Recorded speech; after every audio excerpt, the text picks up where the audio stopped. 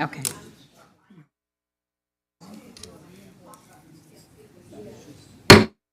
I'd like to call to order the October 27th, 2025 regular board meeting of the State College Area School District Board of Directors. If everyone who's able could please rise for the Pledge of Allegiance. I pledge allegiance to the flag of the United States of America and to the republic for which it stands, one nation, under God, indivisible, with liberty and justice for all.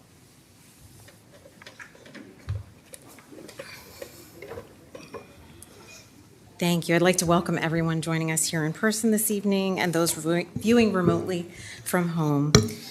The board held an executive session on October 22nd regarding legal matters, PHRC case number 2024-00050, and prior to this meeting regarding student discipline, real estate, and safety and personnel. Board members with an agenda before you, do you have any changes? All right, excellent. I'd like to now call on the board secretary for conduct a roll call of board members, please. Dr. Bader. Here. Dr. Anderson. Here. Ms. Brandt. Here. Dr. Buck. Here. Dr. Crevecoeur. Here. Dr. Vimo. Here. Ms. Huff. Here. Dr. Miller. Here. Dr. Barlow. Here. Thank you. And we're going to start off with communications. I'd like to have Mr. Johnson share his superintendent update. Thank you, Dr. Baker. We are looking to immediately fill numerous open special education paraprofessional positions. If you love working with students, we're looking for you.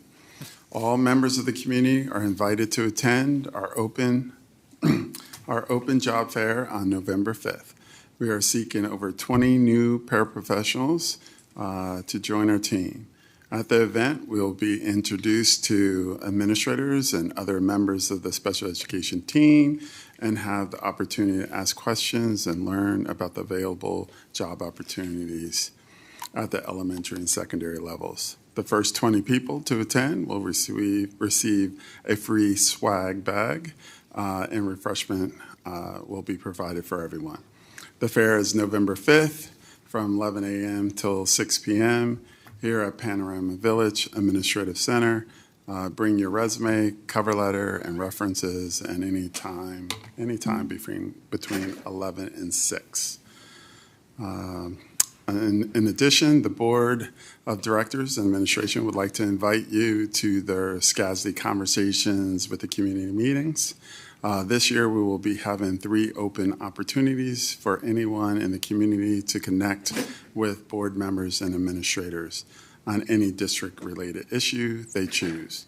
There will be no presentations or specific topics highlighted.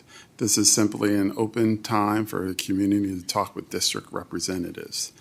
The meetings are scheduled for December 8th from 7 to 8 at Barnes & Noble, March 23rd, 6 to 7 p.m. at Wegmans, and then April 23rd, 8 to 9 a.m. at Good Day Cafe. Hope to see you there. Thank you, Mr. Johnson. I'd like to now call on Kai Leonard to provide this evening's student update. Welcome. Thank you, Dr. Bader. Last week, the State High Little Lions tied Radnor as the runner-up in the PIAA Class 3A Team Golf Championships at Penn State's Blue Course, clinching up the second-best team finish ever by a Center County golf team. The team was led by Charlie Ladrito with a 3 under 69. Other members of the team included Brady Wagger, Luke Ladrito, Luke McGraw, and Jackie Sun. Congratulations to Coach Greg Wilson and the entire team on this outstanding performance. Congratulations to State High English teacher Jennifer Evans on her recent induction to the Center County Sports Hall of Fame. Evans was honored for her exceptional tenure as a State High girls track and field coach. Thanks, Kai. Next up, we have legislative update. Jackie, would you like to share the lack of legislative update, maybe? Yeah, you know where I'm going with this. There's still no budget. We'll be looking at a resolution tonight to urge legislators to adopt one in the state of Pennsylvania.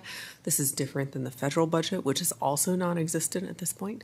So we're just having a heck of a time over here, to put it mildly. I also wanted to update you that Deb, Carlene, and I were all at the delegate meeting for the Pennsylvania State School Board Association, and during the platform committee, that our language that we proposed around algorithmic rating of written responses for students on statewide standardized tests was adopted overwhelmingly. So that will be part of our PSBA legislative platform this year. Thanks, everyone, for the support on getting that done. And thank you for bringing it forward. And I want to just note that's quite a change from when you first suggested it last year, to go from not even being entertained to overwhelmingly adopted. So I really appreciate school board directors around the state doing the work of getting educated of the pros and cons and repercussions of some of this technology. So that's great news. Next up, we have Center Region Council of Governments Liaison. Gretchen or Peter, anything? Or Peter or Jesse Jesse? from COG? Sorry. There's nothing new to report since I think the COG meeting is tonight. That's fine. We often have that once in a while when we have a shuffle, so. Yeah, So no Gretchen? COG report. Okay. Sounds good. All right, next up, we have time for public comment. Each individual will be allotted up to 3 minutes for items related to board business that are not a consent or action item this evening. For those items, public comment will be held just prior to voting on those items. I don't believe we have any advanced signups, so do we have anyone in person here to make a public comment? Okay. How about online? Anybody want to raise their hand here for a public comment this evening? Okay, then we'll move on. First, we're going to start off with our consent agenda. This includes several items that we address in a single motion for approval. And we'll go through each category one by one for any particular questions from board members. Any corrections to the minutes? Usually no, because we have such a great team.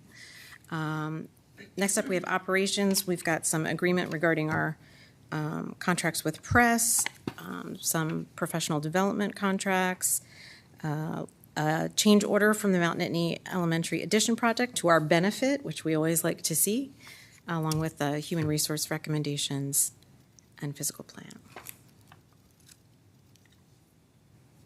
Okay. Yeah, Peter? Yeah, I have a quick question actually about the first quarter donations. What happens with the donations that are going into the IB program? Do they still go to the IB program to support the remaining classes that are in there, I guess? Yes, that's what. Yeah, okay. And then will those sunset at the time that the IB program sunsets? Yes, but we'll do what we can to make sure that those funds go in the hands of students who will be taking those tests this year. Okay, thank you. Okay, others? By chance? Go ahead. No? Okay. No worries. All right, next category and final one is policies. We have quite a few updates that we've reviewed at previous board meetings here for final approval. A lot of recording things, some things from transportation. Any last corrections, questions, problems with these policies? All right, excellent. That's because of the great work from our Policy Development Committee and Chair, so we like to hear that. I think some excellent administrative staff as well. I concur. So with that, then I'll call for a motion to approve the consent agenda items 6 through 8 as presented. Have so moved. Second. Okay, that's been moved and seconded. Last call for questions or discussion. All right. Do you have any public comment on the consent agenda? No. Okay. Board members in favor, please say aye. Aye. Any opposed? All right, then the consent agenda is passed. We're going to move on to action items. Starting with agenda item 9A is a motion to approve 2024-2025 preliminary financial statements and fund balance resolution. This is shown in attachment 9A. Do I have a motion? Anderson, so moved. Coverquest, second. Okay, that's been moved and discussed, or moved and seconded. Now we can have discussion. This is based on a presentation we've had at our previous meeting with some mild changes. Randy, was there anything, did you guys want to just remark on the changes in the resolution? I know we made some adjustments with some newer data that you had since the last presentation. I don't know that it needs to be lengthy, but I didn't know if you had any particular details that you wanted to briefly share with the board or the community.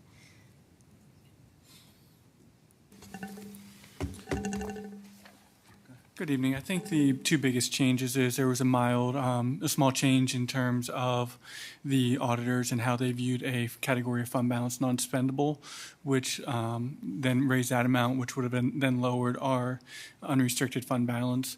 And then on top of that, then the $2.1 million of additional funds, which was contemplated earlier this year when the additional state funding came through in August after the budget was passed.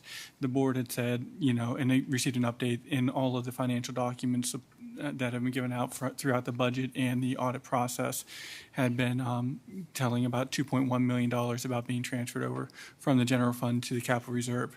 So the resolution's been updated tonight for a combined amount of $11.1 million. I think it's 103,610 is the number on there for the total transfer to be approved going to capital reserve from the general fund to bring us within the 8% unassigned fund balance level. So I think other than that, everything else has remained status quo. Okay. Questions from board members? Okay, well, we're glad to see that go to our cap reserve and give us a little extra to work with our big projects. All right, well, if there's no questions, do we have any public comment on this item? No. Okay, board members in favor of the resolution, please say aye. Or all the agenda item, yeah. Any opposed? All right, that item is passed. Thanks very much, gentlemen. Next up, we have agenda item 9B, a motion to approve construction management services for the Park Forest Middle School project as shown in attachment 9B. Do I have a motion? So moved. I'll second. Okay, that's been moved and seconded. Anything that you want to share, Mike, about the process or, the No, I think we had good, it was a good process. We'd see some CAC members and board members weigh in, whereas all three groups gave presentations after they replied to our RFP. So it was a competitive, certainly RFP, and we're excited to work with Massaro if the board so wishes. We do have representatives of Massaro here, if any questions out of that. Yeah, I was going to thank them for joining us this evening. Any questions from board members about the memo, the selection, the process, anything? Yeah, Gretchen. I don't have a question, I just have a comment. I was relieved to see that Massaro was chosen because it went very well with Massaro with the high school project and Memorial Field and the 3 elementaries. So this is a very comforting decision that was made. So looking forward to working with Massaro again.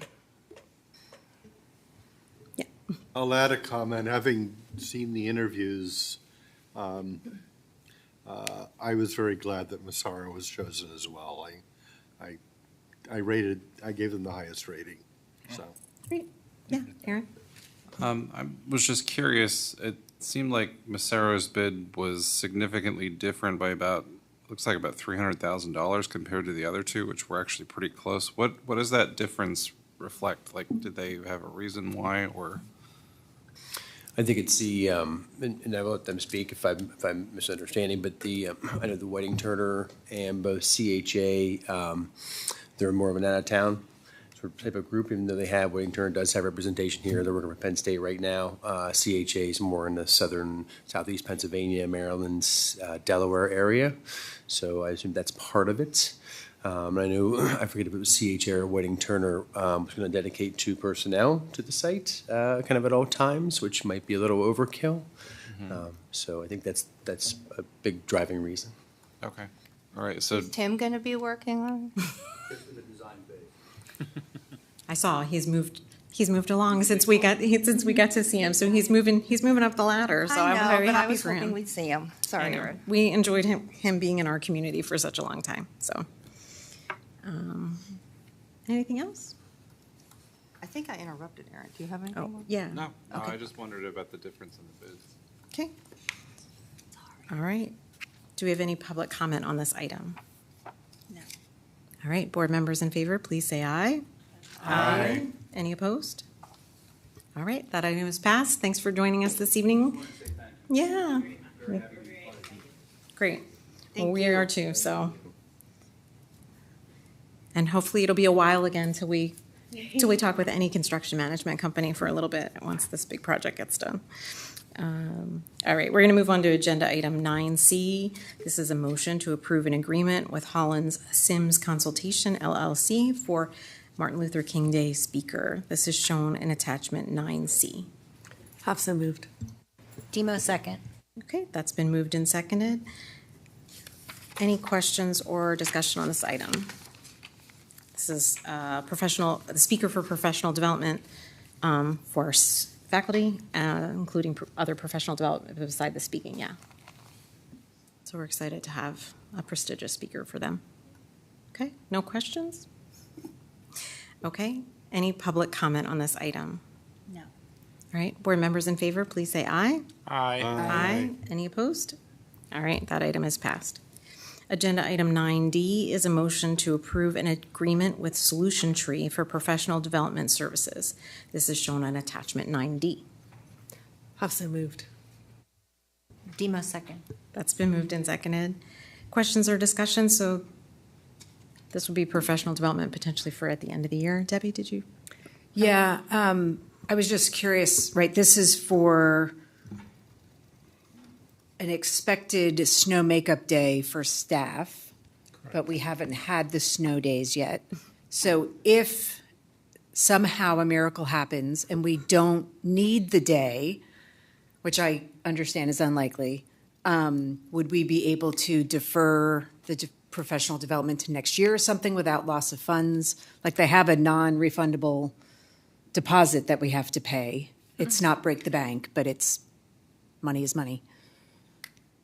We have worked with this company before, so we would. Are you on? It's on. Oh, it is on? Okay. Yeah, I I don't just- know why it's not working. That's okay. I got a wave, so I just wanted to do my job. So I'm not. We would have to, negotiate with them, or we would talk as a team on what our options are. We could get creative. Sounds good. Thanks. We've contracted with them before. We've had 2 speakers, at least 2, come here. This would be Great. our 3rd. So. So we have a good working relationship, so we should be able to work something out, hopefully. Thanks. Other questions? Okay, any public comment on this item? No. Okay, board members, those in favor, please say aye. Aye. Aye. Any opposed? All right, that item is passed.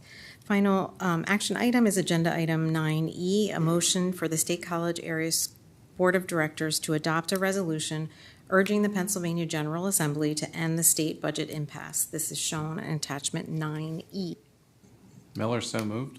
Quevecois, second. That was my most eager motions and seconds. So this is a resolution put forth by PSBA, which is our State School Board Association, in reference to the unresolved Pennsylvania state budget, which was due back on June 30th, a deadline that we also are required to meet, which we do every single year, regardless of the lack of input from the state or federal government. We still nevertheless put together our budget. And while we're fortunate that a majority of our revenue we are in control of, and so we can predict other districts in our state are not in such fortunate situations, and yet, nevertheless, they all still do meet their budget deadline of June 30th, while our state has failed to do so.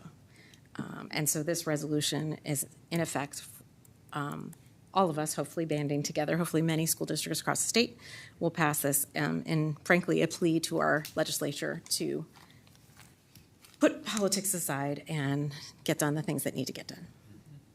Any other comments or statements you'd like? So well said. I'd just also like to add that this resolution very clearly states that flat funding is not an option, that we need to hold fast to showing our support. We need our legislator to show support for education in areas like cyber charter reform, equity and funding, and yes, so like we are not going to be happy if they just flat fund. And so this resolution is representative of that. It's my not very well prepared statement. Thank you. That's okay. So I'm happy to piggyback on that. So not only is flat funding unacceptable due to the fact that inflation still exists, still continues to go ongoing, we face increased costs for a variety of items as a result of increasing tariffs and other issues, flat funding is not acceptable for that reason. And two, it's not acceptable, as you alluded to, because there has been a judicial ruling that our legislature has failed to constitutionally meet their constitutional duty to support the right to a free and funded education in the state of Pennsylvania, in the Commonwealth, of Pennsylvania. But Peter, you want to add to that? Yeah. I appreciate that, and I really appreciate that we're voting on this. And in the Pennsylvania Constitution, the right is to a thorough and efficient system of education. And I think Jackie and Ann could tell us about what's happening with our intermediate unit, as an example, which faces immediate devastation. Really, really powerful and unfortunate impacts. I also want to point out that 3 other systems that support children are also stressed, families and children's. So the public transportation system, a third of its budget for CATA comes from the state. So continued lag in that will end up damaging CATA. Obviously, in the major metropolitan areas, SEPTA, that was what drew a lot of attention early on to this. Libraries, though they receive payments later in the year, but libraries are our sister organizations very much. And the third is the foster care system. And the foster care system does a lot for those children from assignment and recruitment all the way through things like what do you do with your home if you're going to be foster, and then monitoring. And if we don't have people being paid to help those children, when you put all of those other organizations together, those are the most underserved children already. And the potential for long-term damage to those families is really remarkable. So, our legislators need to get their stuff together.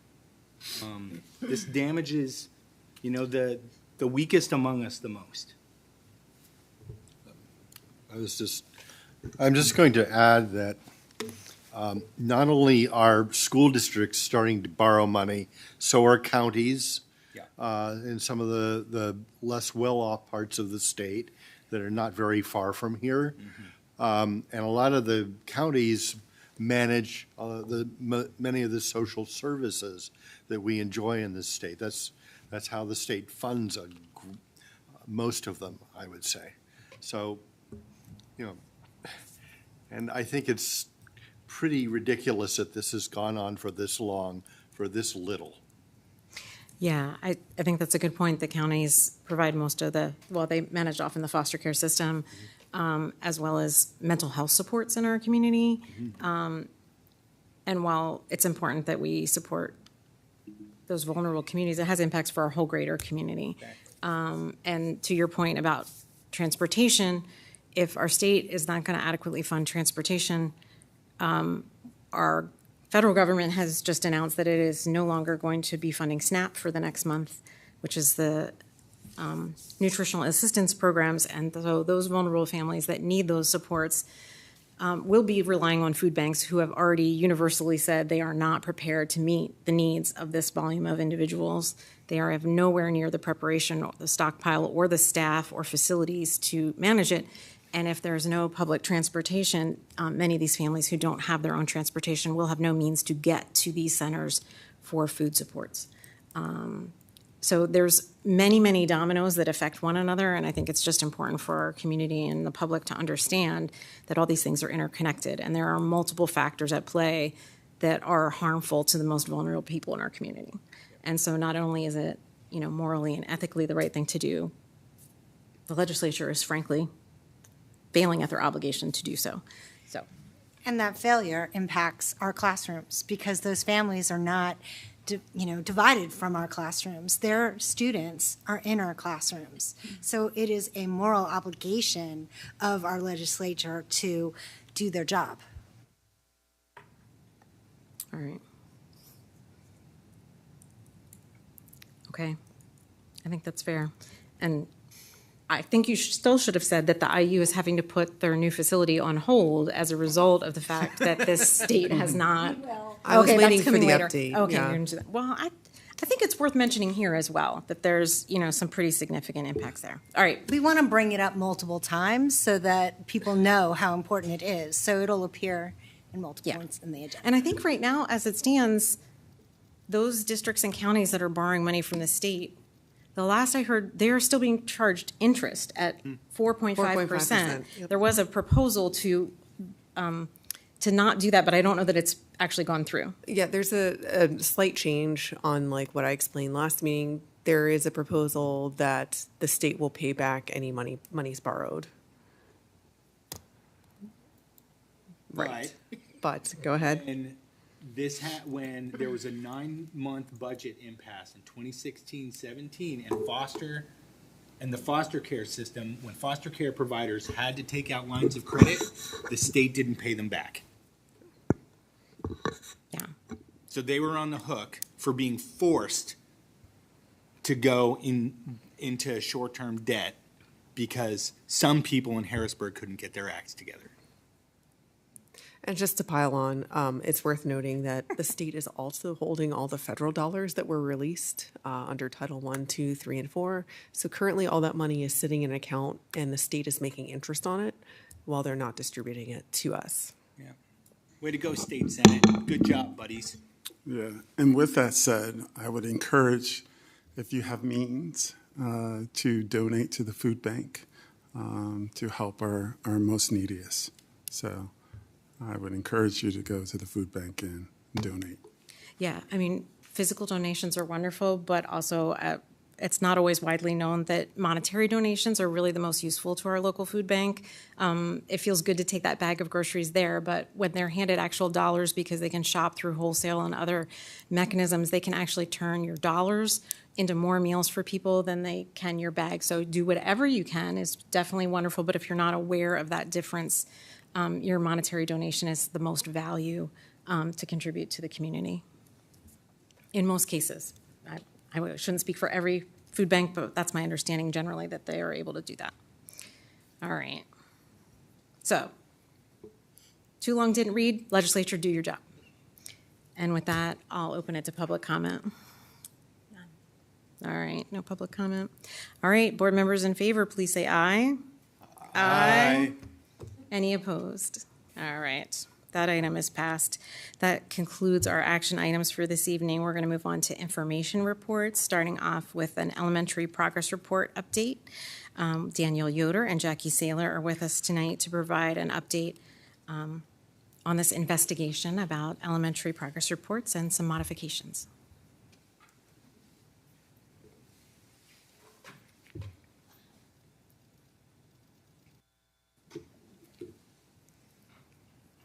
I can't go without saying Mr. Johnson can correct me tomorrow. I appreciate what you just did. I read an email earlier today from Megan Shaper, and what always impresses me with this community that I have been able to be a part of is how they come together. And Megan is working with a lot of places getting ready for November 1st if anything happens with SNAP, and the community and how they have come together. And Mel Curtis, and I could talk about a lot of other people, are really putting the work in. And not every area in Pennsylvania has that. So we are blessed, but I just appreciate you bringing it to the attention, and really the advocates in this district that help. The entire community is right now watching out for our children, and you're exactly right. They're coming to school every day. Some of them could possibly come hungry. So just thank you. It's important to me. And like I said, Megan goes behind the scenes unnoticed a lot, and there is a lot of work going on right in our community as we speak to make sure that we have supports put in place. That doesn't surprise me. I was thinking about that as we talked, that I had no doubt that Megan Shaper was on it, and it's never wrong for you to interject the praise for our staff, because I think that that's always welcome and appreciated. So, all right. But we are here tonight. Jackie is going to do the bulk of the presentation, and I will also commend her because she is. When I came to her last January, she was just kind of coming back in, and I'm like, we need help, and it needs to be this year. And she said, but we have A, B, C, D, and E to do. And I said, and our elementary progress reports need some help. They're outdated. We have really enhanced our curriculum really since COVID. adding in, adopting new ELA, English language arts. We're working through math and just some of our practices and the procedures and we want to make it a better product for our families. So it was probably March of last year. Jackie embarked a team, and we also want to commend that team of stakeholders of all kinds. It involves technology, classroom teachers, specialists we brought to the table, and Jackie and the curriculum office really worked hard with this committee to say what is a better product for our parents. They have worked tirelessly throughout the summer. And tonight, we felt it was important for you to get an overview of what our teachers are beginning to work through. Our first trimester ends, of course, in November. And so when those first progress reports come out for our K-5 families, they will see a new product, and we're going to give you some examples tonight. But I'm going to let Jackie take it away and just be the slideshow changer. So I'm very excited to share with you the work of this team tonight. We had teachers who participated, as Danielle said. They were so committed that even while on vacation at the beach with their families, they logged on to these meetings. So this is really, what I'm presenting to you this evening is really a collaborative process. So we started by talking about the things that we thought we could do better. And on this slide, you can see the things that guided our work. We had a misalignment between our progress reports and our current curriculum. We wanted to speak about consistency of completing those reports across classrooms across the district. Specials teachers could not comment at that time on characteristics of a learner. I just want to thank Justin Hedrick for answering all of my questions for why that was and helping us to design a solution. We wanted to clarify what academic indicators meant and maybe provide some more information for parents. We wanted to make sure, of course, that we included PD and training for teachers, and we wanted to be clear about what is the purpose of a progress report, what are we attempting to do with this information. So we determined that there were three purposes behind our progress reports. We needed to be able to communicate academic progress and behavioral development. And then we also wanted to be able to, in conversations with parents, identify areas of growth and support for students. So on this slide, you can see these were our goals: to identify our essential standards, develop some consistency around those expectations, alignment, and then making sure, again, that this was something that was useful to parents. So with that in mind, we made changes in all of the following categories: the characteristics of a learner, core content, our specials, and the comment section. In looking at characteristics of a learner, we decided as a team that it was important for us to align these characteristics with STAR behavior. We are using STAR in all of our elementary classrooms and spaces, and so we wanted this to be consistent with that for students and parents. So classroom teachers will, and specials teachers will both be able to comment and provide input on characteristics of a learner. This was really important for our specials teachers who felt like sometimes students really shine in their spaces, and they wanted to be able to let parents know that their child was going above and beyond or was bringing particular skills to the table. On the upcoming slides, we can share with you the new academic indicators that we developed. I think if you just look visually, there's a big difference between the old indicators and the new. And we spent an entire meeting just really parsing out the language for those. We also reduced the number of items per subject, but balanced that out by providing a description each trimester of what students are doing. And there are some examples here of that. In addition, we expanded capacity for comments. So teachers wanted a drop-down menu, so we had a whole team of teachers who developed that. And they also wanted more capacity to write individualized comments, and we were able to accommodate that as well. When you look at the examples, I provided in this slideshow just two examples from sort of opposite ends of the spectrum. So you can see that what's on the left is what will be what academic indicators will be used to provide feedback for, and then we're providing a paragraph description for parents of exactly what their child covered in each trimester. So these will go home as both paper handouts to parents with instructions for how to access PowerSchool and see their child's report, and they will also go home on a handout or a flyer that we put in the take-home folder to say your child's progress report is now available, and then all of the indicators for that grade level will be on the back of the handout, as well as the descriptions. So, and teachers were very careful to make sure that in those descriptions they included the grade level, so that if you were reading this online, you would know, if you had multiple children, which child was being referenced. So with that, we are working on finalizing those instructions and proofreading all of our descriptions. On the next slide, as I said, you can see our old academic indicators, and then if you just flip to the new one, you can see that we've provided more specific details and information for parents, specifically pointing out that the progress report indicators apply to the current trimester, that we're not trying to evaluate where students are based on what would be happening at the end of the year, but based on where students should be now.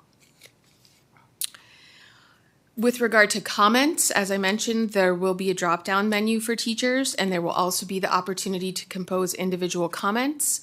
I shared the drop-down menu with you on the next slide. Teachers, of course, wanted to make sure that E20, Have a Nice Summer, was on there, so we made sure to include that. As Danielle mentioned, we were sure to include specials teachers. We had some really great conversations with them. And through that process, we have decided that we will be adding library to the progress report. We know that our librarians do a lot more with students beyond just checking out books. They provide content around digital literacy and other really important things. And they have a whole curriculum with standards. So the librarians, I met with them this summer, and they were a little nervous to be taking on this responsibility and also wholeheartedly engaged. The last thing that I want to make sure that we share in terms of families is those trimester notices that will be going home. As I mentioned, they'll be going home on paper and virtually via Parent Square. So parents can access them in multiple ways, and they are customized by grade. So as we looked at this, we know that support for teachers is important, even though they were completing progress reports in PowerSchool last year.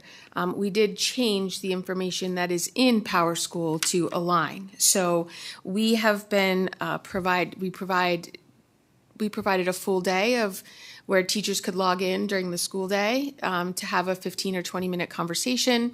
We're providing an after-school session next week, and then we'll also be discussing this as part of the work that we do on November 24th. So we're continuing to work with our ITCs in order to make sure that teachers who have questions get those questions answered before they have to complete the progress report. So I'll be honest, when we started this committee, I thought this was going to be one of those things that we were going to finish. And it turns out that progress reports are an ongoing process. So there are some things that our team will continue to work on. This year, I think the most important thing is getting feedback from teachers to see how things went, if they need us to make any additional changes. We do have this lofty goal of aligning our elementary and secondary progress reports, if possible, and to make sure that as we move forward, they continue to be representative of the curriculum that we are engaged with. The other thing I would share is that as we were doing this work, we reached out to our cohort schools and asked them to share with us what their progress reports looked like. One of the curriculum directors that was willing to share told us that she wished us good luck because she'd been working on this process for 2 years. And so I think that just speaks to the work and the dedication and the commitment of the team of teachers and administrators and others who came together around this work. And we saw a lot of really impressive tools where other districts have pages where parents can reference and pull up additional information. So I think our team is going to be trying to look at some of those things moving forward as well, to always be looking at how we can best communicate with clarity for parents and families. So that is a quick overview. I didn't want to read everything to you, but certainly if you have questions, we're happy to answer them. Thanks, Jackie. Questions? Go ahead, Carlene. Just as an aside, are the progress report written in other languages of the students? So that's one of the reasons why we would send that home via Parent Square, because parents can access things in different languages through that process. Yes. Go ahead, Jackie. All right, I have three things. So first, I just wanted to say thank you for giving specials teachers those ability to comment on the characteristics of the learner. Like, I think that's going to be super helpful, especially because so many elementary school kids have specials teachers that they see over multiple years, right? So like you can really they really develop a relationship with them, and I think that's really important. Just kind of like if I need something, often I go to Ms. Wassam, right? Like, and ask her what she's seeing in her. So thank you so much. Also, thank you for getting rid of the not yet indicator. I've always disliked that one. So I just really thank you for reworking those indicators. They're really positive now, and I love them. And then I do have one question. Mm-hmm. The drop-down menu comments, will they be all capitalized? Like, if they're in all caps as shown on the screen or on your slide, are they going to be all caps like that? I don't think so, but that would definitely be a question that I can review with Justin as we look at the final process. I mean, I'm just clearly one person, but I would prefer them to not be in all caps personally. So that's my only comment. Thank you so much for your work. Other questions, Aaron? Yeah, I think this is a really interesting overhaul. I guess I wondered, looking at some of the comments in the drop-down menu, is there a function or an option for parents to respond to some of the comments that are made, or is there an option for teachers or special teachers to include ideas for how parents can support things that their kids are still working on? So teachers could certainly include additional comments in the written comment section. And also when we send paperwork home, we indicated that if parents have additional questions or would like more information, they should contact their child's teacher. Okay. So we will, but there is an opportunity for teachers to customize comments as well. Okay, all right.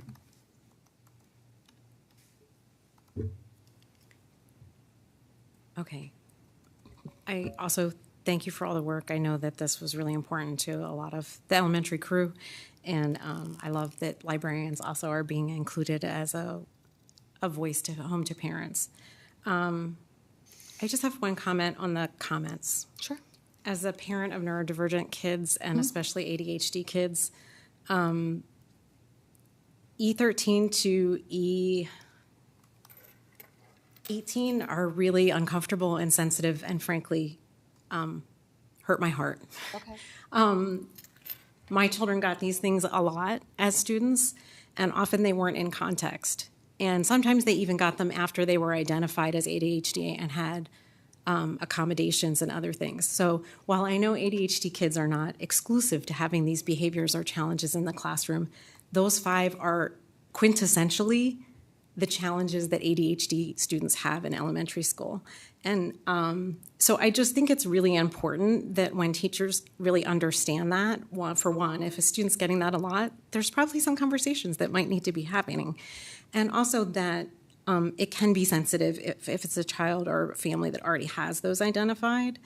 And I will say, frankly, E17, I think kind of gets into that not yet commentary that Jackie made. Does not always work to potential is often received as lazy, is a term that's often used for ADHD students. And does not work to potential is kind of a euphemism to say, or at least some people can feel that way. I know it's not intended necessarily that way. And I know we want to kind of convey to parents, hey, your kid can do more. But I think we could say, hey, your kid is bright and can do more, and they're just not quite there yet, versus does not work to potential. And I don't mean to nitpick what all the work of the crew has done, but having spent 20 years raising kids like this, that's been my lived experience through school in getting those. And that happens a lot more at the middle level, where I think sometimes middle school teachers maybe aren't thinking when they give those comments that that's a student that's been identified and has paperwork, and that might be a particularly common challenge for those students. So, and I'm rambling now, so I'm going to stop talking. Well, I just want to say I appreciate that feedback. I think that's an important part of our conversation, so thank you. And I did take some notes, and I'll take that back to our team. Yeah. Thank you. Yep, Jesse? Having had a few ADHD people in my own family, and usually middle school is a lot of where this hits the wall. Yeah, and this is elementary. I mean, I know that's, Yeah. it does.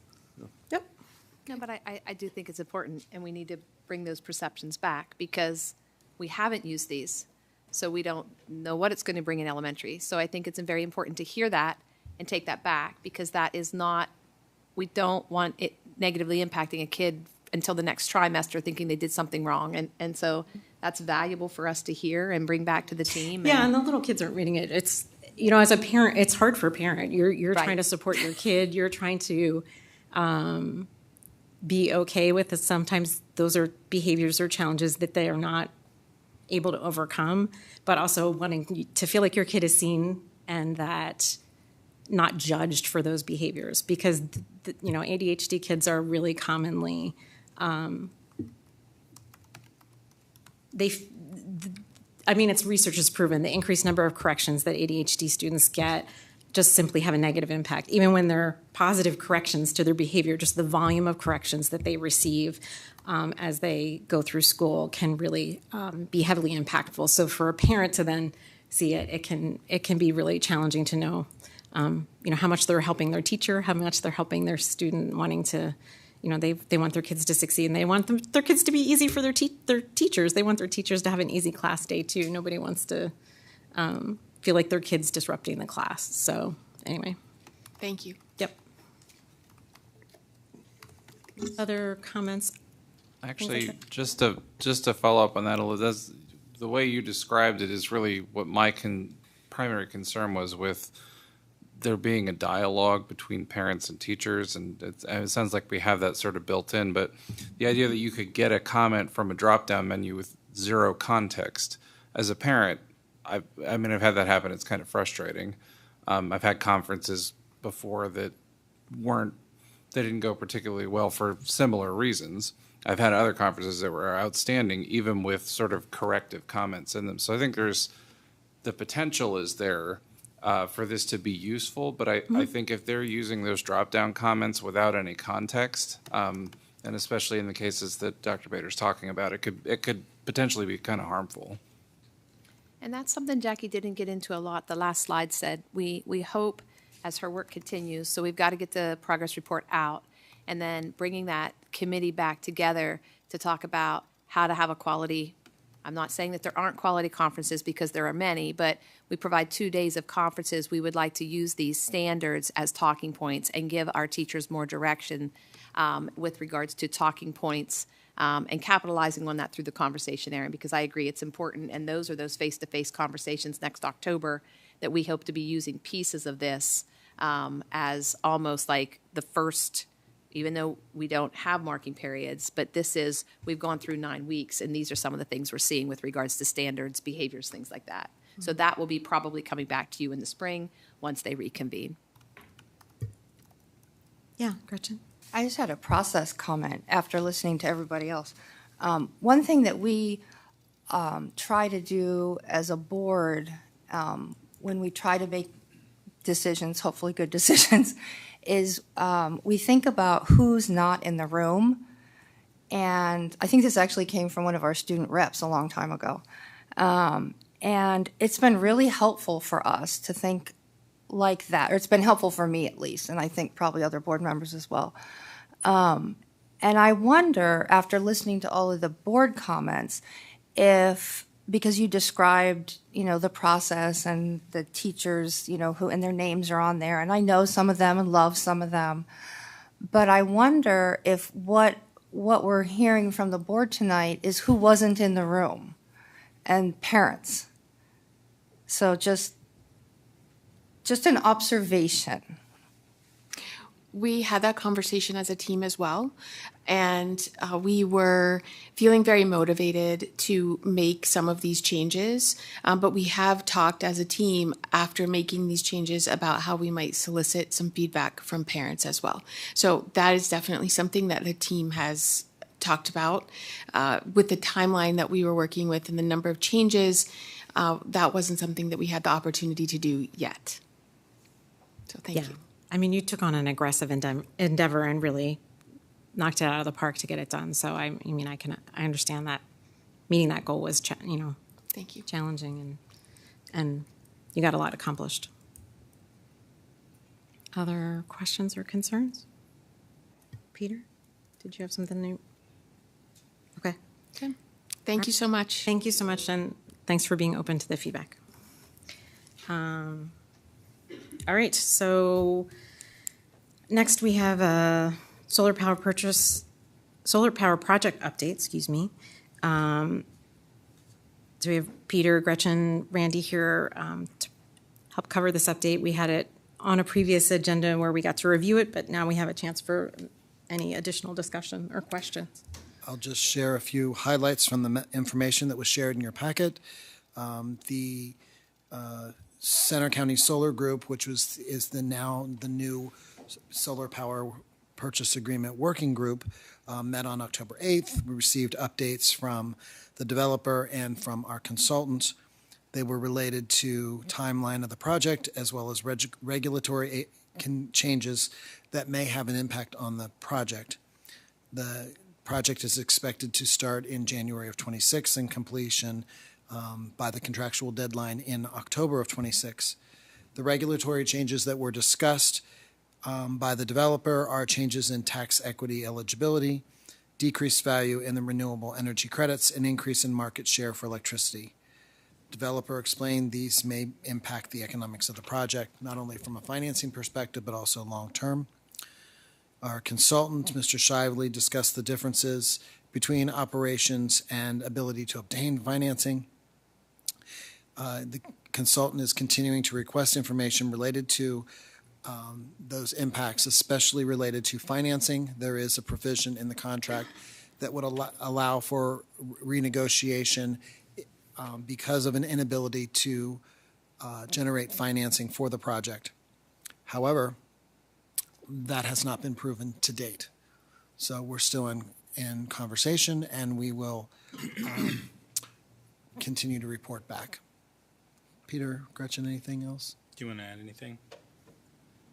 Yeah, I'm gonna add some things. So I want to thank Randy. I want to thank the whole working group. I want to thank the project management team, as always.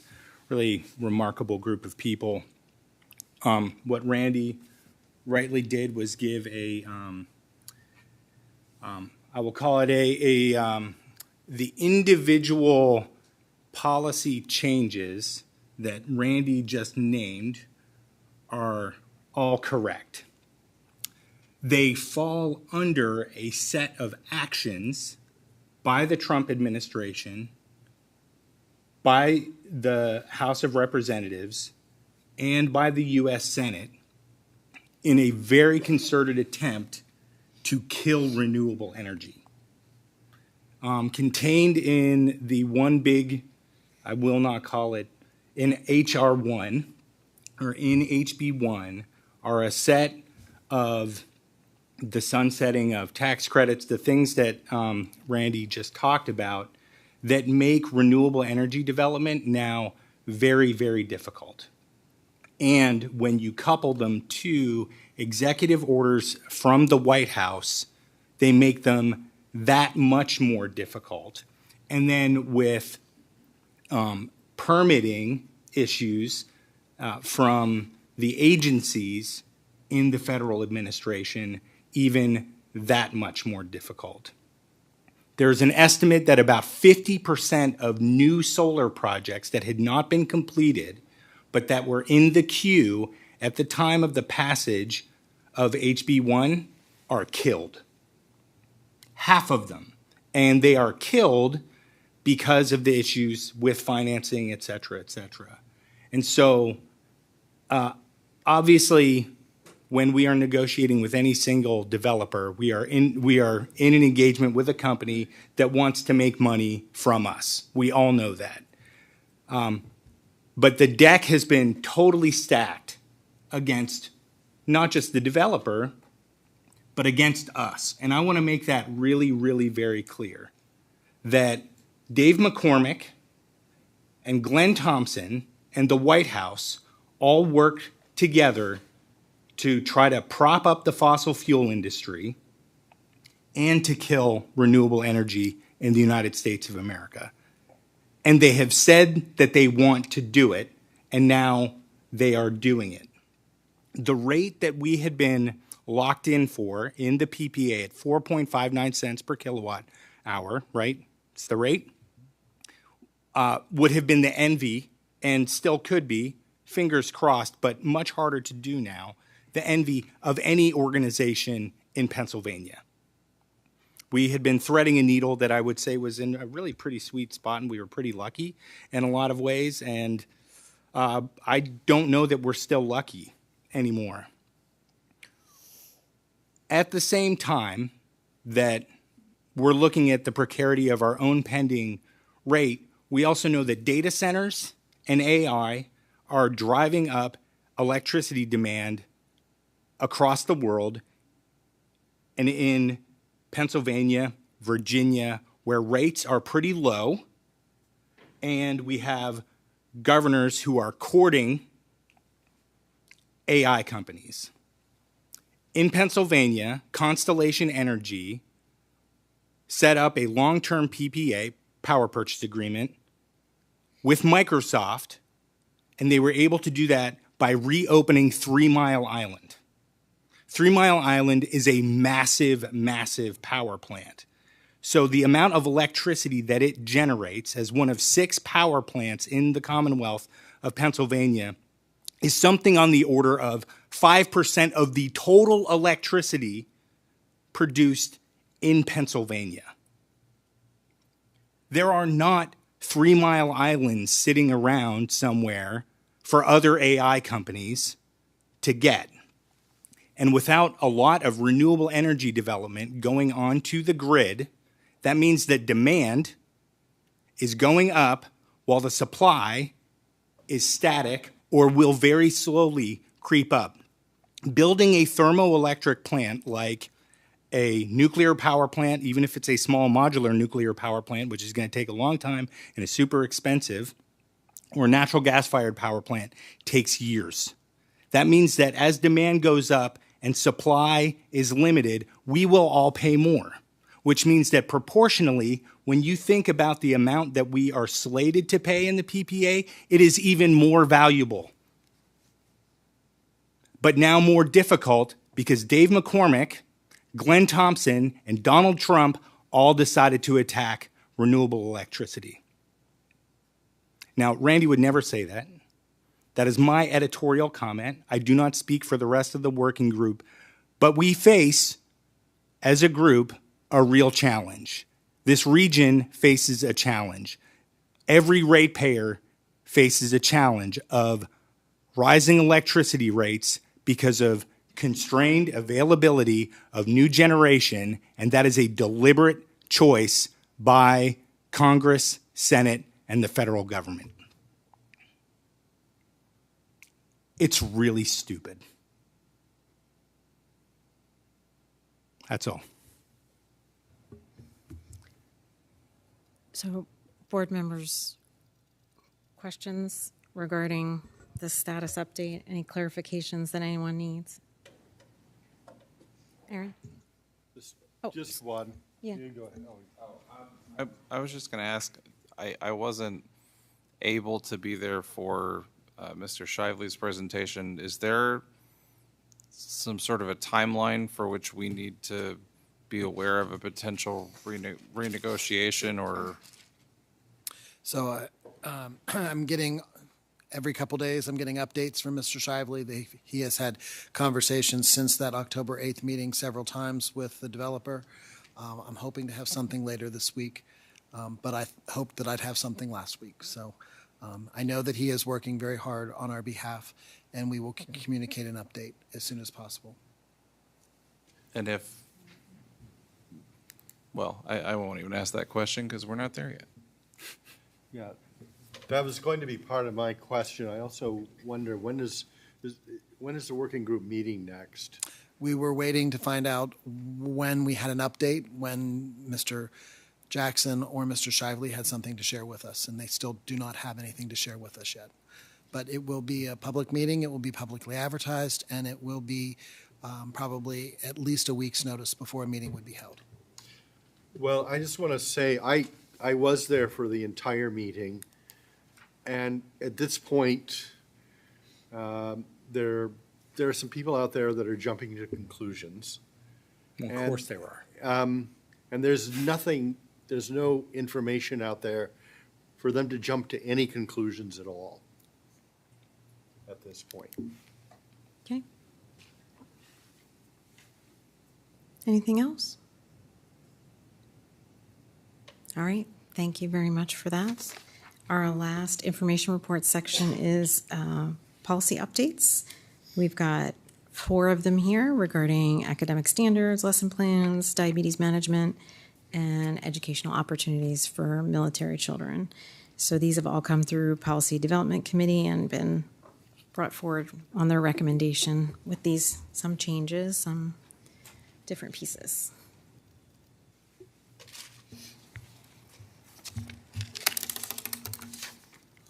Good evening. Thanks, Michelle. As Amy mentioned, we have several policies here. The first one we have is 102 academic standards.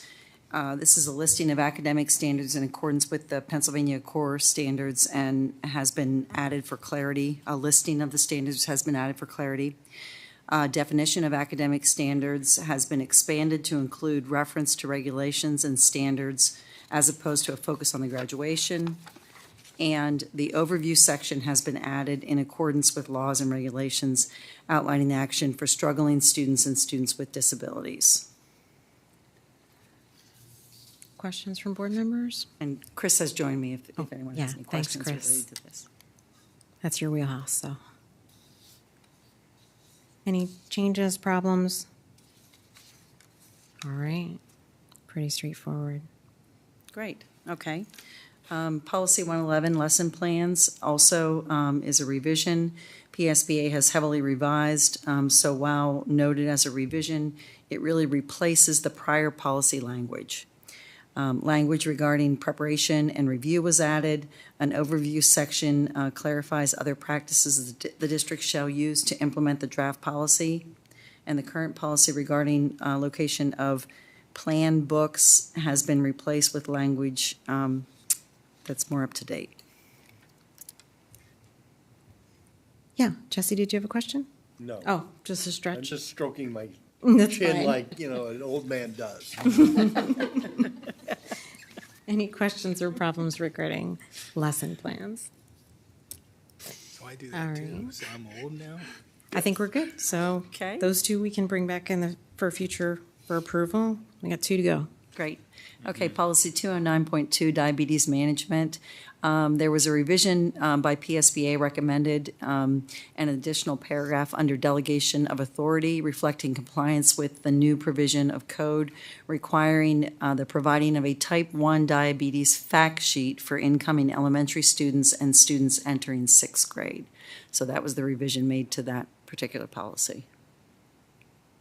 Any questions or concerns, things that are found? I think that's a great idea, actually. Yeah. No, but I mean, the fact sheet that's required to go home, I think, is really helpful. It's not something everybody's very strongly familiar with, and recognizing early symptoms are really important for those kids when they're first diagnosed. Okay, no questions? Okay. Great. And the last one for tonight is 254, educational opportunities for military children. That's a new policy that's being required by PSBA to adhere to Act 82. It created a new section of school code providing rights afforded through the Interstate Compact of Educational Opportunities for Military Children Act. and it focuses on students required to move due to parents' responsibilities in the service of the National Guard or Reserve. Go ahead, Peter. Do we have a sense of what, like, proportion of our student population is in the family of an active military family? I do not. No? Okay. I mean, I know we have some. I can think of, I mean, well, with the ROTC programs at the university, there's staff there that are active, that run those programs, that have children in our district. I'm sure we could find out. Yeah, I'm just curious. Sure. Actually.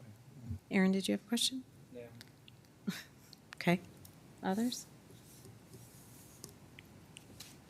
Okay. I think that wraps us great. up. Awesome. Thank you. Thanks, ladies. So that completes information reports. Last up, we have board reports on the agenda, a chance for board members to share updates of their committee initiatives. So we are going to have an update on the Central Intermediate Unit from Ann and Jackie. Yeah, so we have, our last meeting, the board recommended an approval of a 6-month pause on our construction project because the funding. We don't have money. Right. So we're going to be struggling over the next several months to make payroll and take care of operating costs for the IU. And of course, if things don't work at the IU, that means students aren't getting services that they are required to get by law. So we have decided to put the building on pause for now, which is personally devastating to me, to use your word, because it's something we've been working on for literally before I was even elected is when the roof of their original I was going to say, building collapsed. Scott would know when the roof caved in. That was before. Roof caved in right when Francine started, right around the time of COVID. Yeah. The roof was a temporary setback, but it actually worked out to our benefit because we wanted to sell it. We got the insurance proceeds plus that.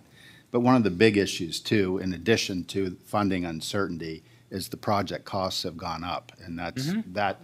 So it's a To no one's it's surprise. it's a connected. Well, gone up significantly. Yeah. It's a connected issue.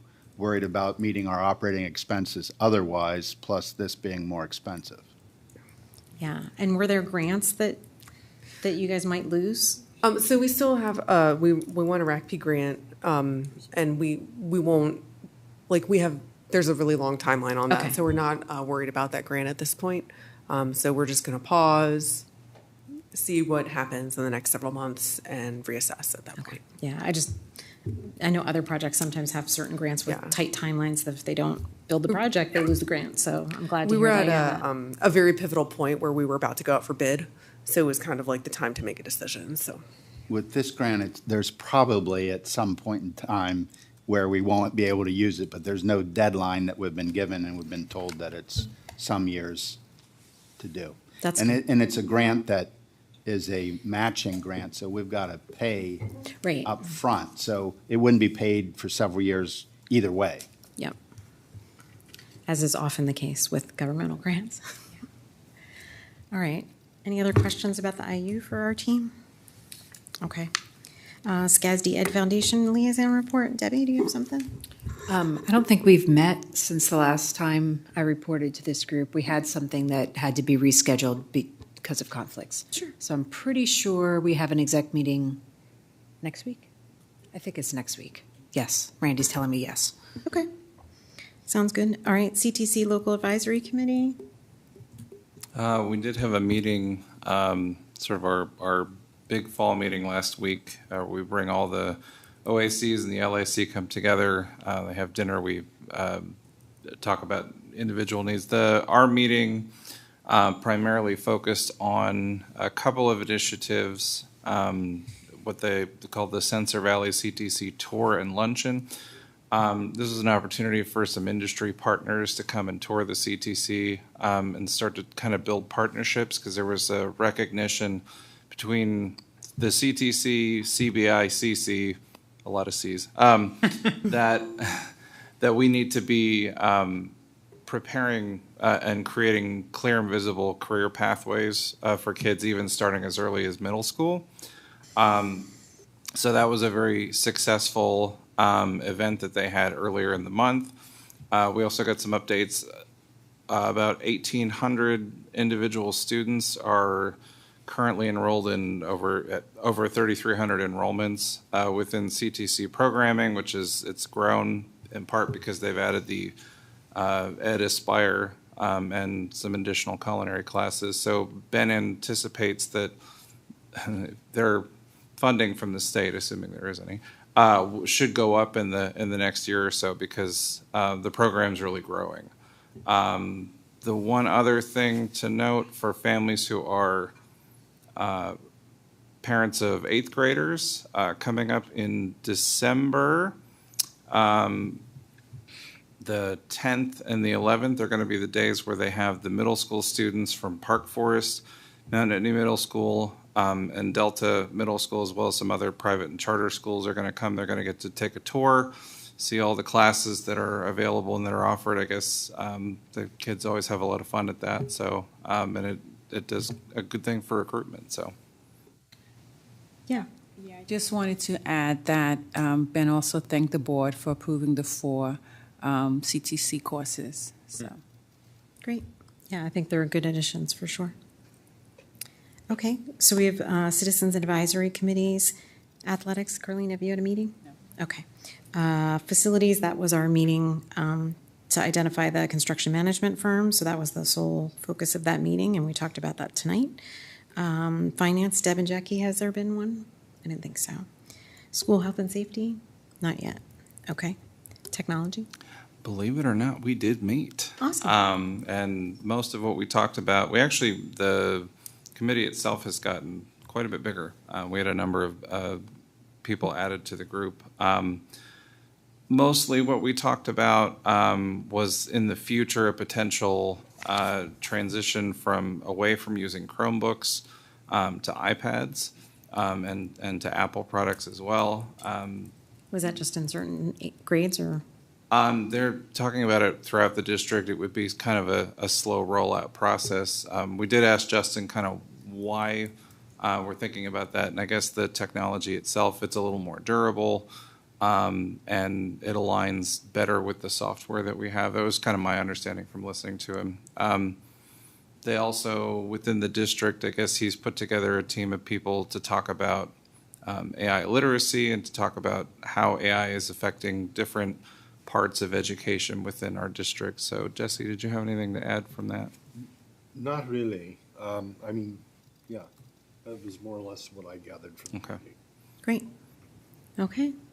Okay, can I add one other thing about the CTC? There's every year they have the senior culinary event nights, and so they sent out they gave us a handout of all the nights that they're going to have throughout the year. So I encourage anybody who's interested. It's a really great opportunity when you go to support the seniors they plan the menus, they cook and they have themed dinners basically. It's a really great support for them. It raises a little bit of money for the CTC, and it gives the students an opportunity. And they do all the service and all the so.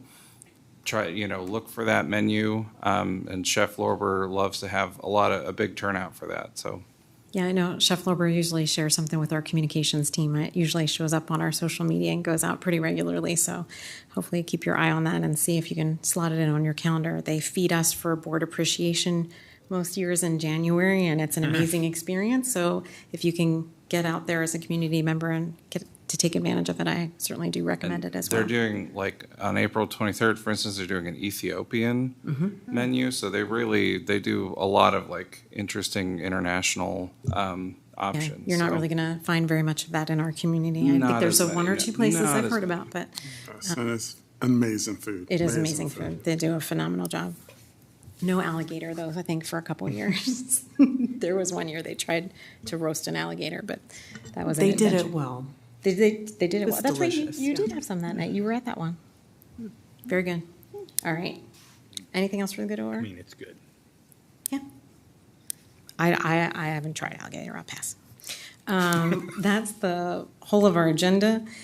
Future meetings we can look forward to. November 3rd will be a committee of the whole regular board meeting, 7 p.m. here in Panorama Village. November 17th will also be a regular board meeting. again at 7 p.m. here in Panorama Village. And then November 18th, there will be a Policy Development Committee meeting at 10:30 at Panorama Village here in the boardroom. And with that, I'd like to adjourn the meeting of the State College Area School District Board of Directors. Thanks, everyone, for attending. Have a good night.